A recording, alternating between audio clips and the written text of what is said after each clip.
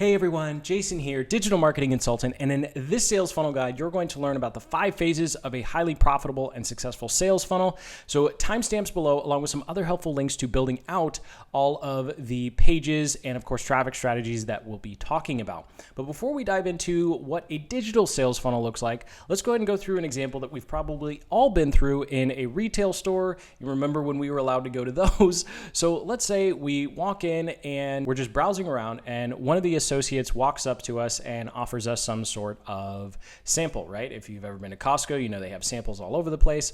Well, just keep in the back of your mind when we're talking about samples, just think lead magnet. And then let's say you take the sample and you go, oh, wow, this is super awesome. I totally want this product. So you get this new product that you had no intention of getting in the first place, although with a funnel, you actually do want to target people who are already interested.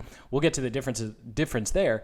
But then let's say you go to the checkout and you've probably been offered to join some sort of rewards program, right? They give you this really cheap plastic card and they talk about all this percentage off you'll get on all the products that you're supposedly going to buy in the future. And if you act now, you get 20 or 30% off. Well, that is so that they can get you on their marketing and email list. So it can be considered another way of having a lead magnet.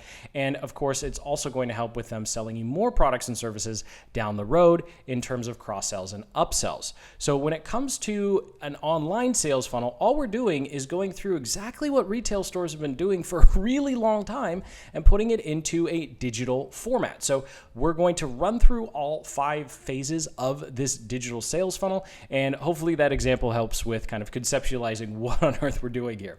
So the very first step, of course, is going to be awareness. And this is where we are going to grab the initial attention of our ideal viewers or ideal customers. And so think of this as online advertising, right? We're trying to get people in the door. They're not even in our virtual store yet, or our website. So we need to grab their attention, let them know that we exist and we probably have something that they'd be interested in. Now, there are a lot of different ways to drive traffic. The 2 that I recommend are paid ads and content marketing, which covers pretty much most of them. But when it comes to paid ads specifically, I recommend the Google Ads network over a lot of the other platforms out there like Pinterest, Facebook, or Snapchat, or even TikTok at this point.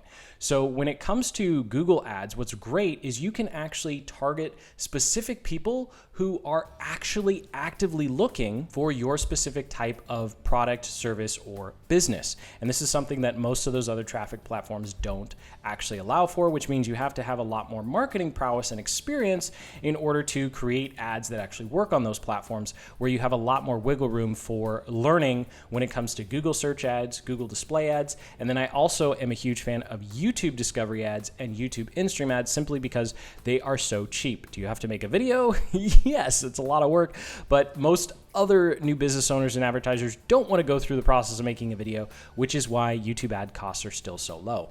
Now, on the other side, if you don't want to pay to get that awareness and attention about you actually existing as a business and product and service, then you can go the content marketing route. And when it comes to content marketing, you pretty much have blogs, you have YouTube, like a video like this one, and then you have podcasting. So I'll link up in the cards in the description to a super deep dive video on everything you need to know about content marketing. It does take quite a while, whereas with paid ads, from $500 to $2,000 a month for a couple of months, you're going to start seeing some paying customers. When it comes to content, it's still going to cost a little bit of money, not as much as paid ads, obviously, but it can take anywhere from 6 to 12 months to start to see results. So just keep that in mind when we're looking at paid ads for driving awareness and letting people know we exist. It's going to be very short, but it's pretty expensive.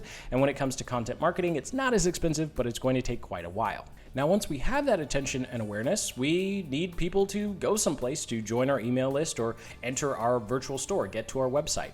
And when it comes to driving traffic to your website, you actually don't want to drive people to your homepage. You don't want to drive people to your blog or your contact us page. You want to drive people to something called a landing page. This is a very specific page on your site. It has no links anywhere else, and it does one thing. It offers a free sample. It offers something called a lead magnet.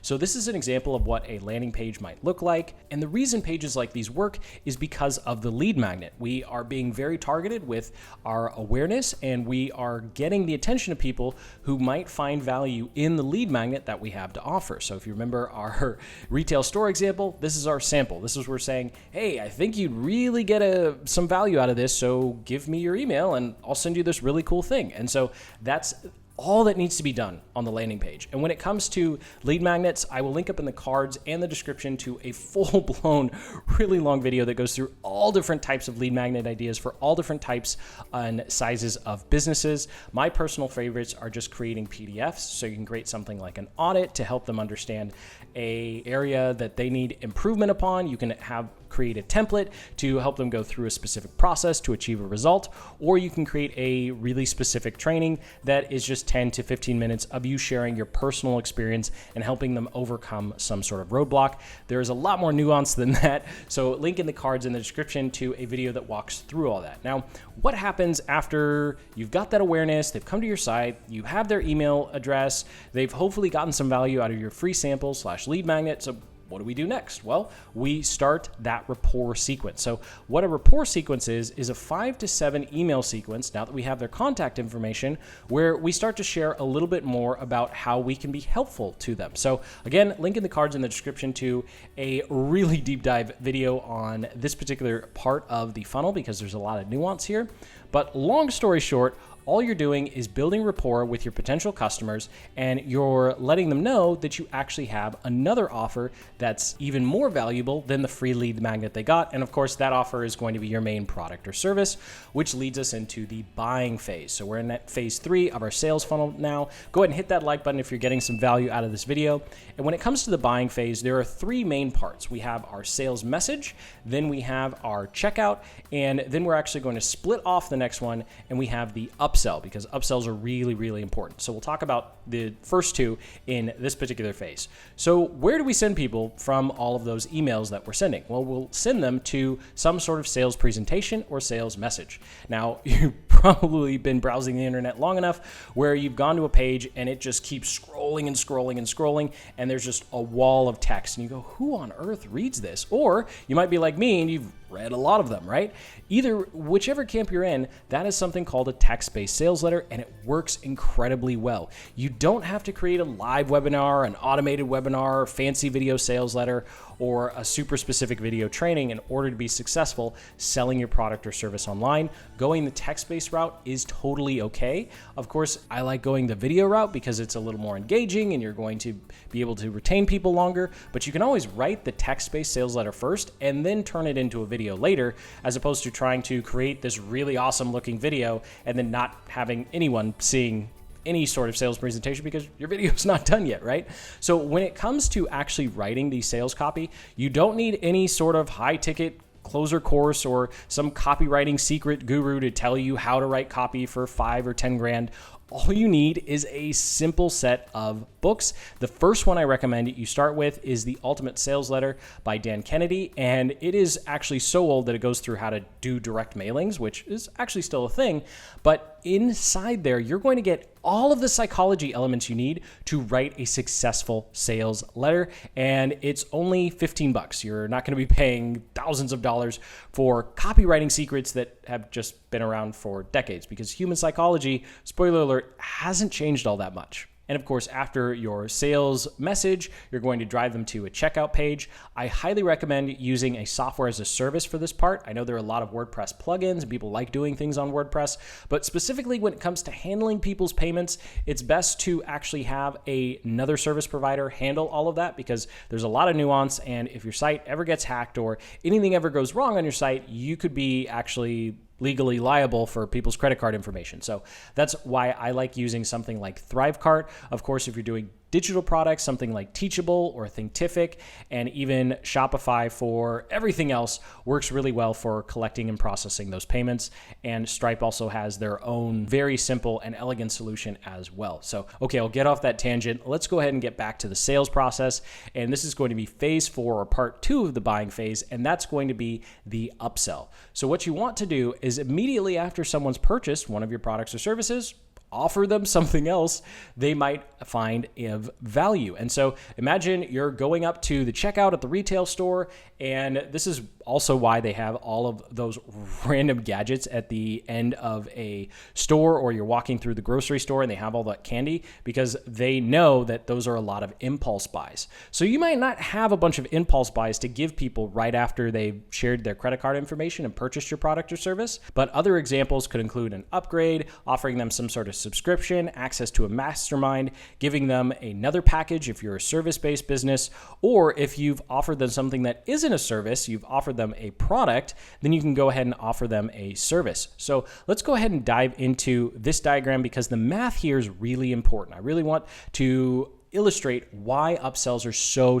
critical. So let's go ahead and dive in here. So looking at this diagram, let's say we have 10 customers and they purchased a $97 product. And then 1 out of 3 customers purchased a $37 a month mastermind or subscription, and then only 1 out of 10 takes you up on a really big ticket offer of $200. Well, not really big ticket, but big in the context of the prices here. So your total sales volume is going to be $1,389.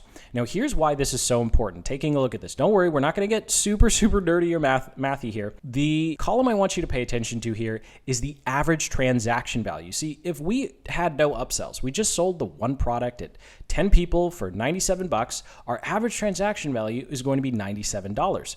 Now, as we go upwards, including 1 upsell and 2 upsells, our average transaction value, this is the amount that we're paid on average from our customers, goes from 97 all the way up to 138.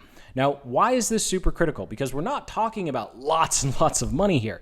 But when it comes to phase number 1, awareness, what this means is this gives you a lot more money to work with to actually get more customers.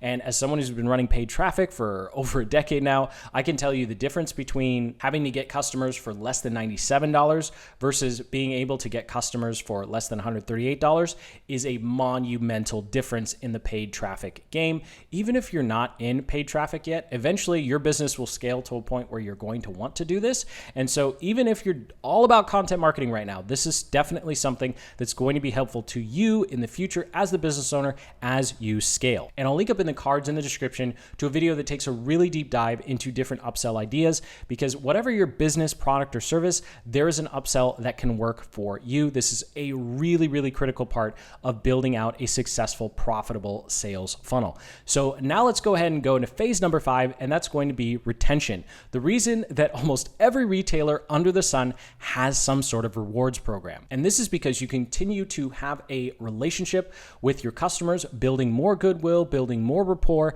and of course, being able to make paid offers. Now, what's great is you don't have to go through that whole awareness phase again, right? They already know who you are. They hopefully purchased something from you, and they found value in your lead magnet and your paid offers and your upsells. So hopefully at this point, they're somewhat of a fan and they're willing to listen to other products or services that you have to offer, or willing to take your recommendations on other products or services.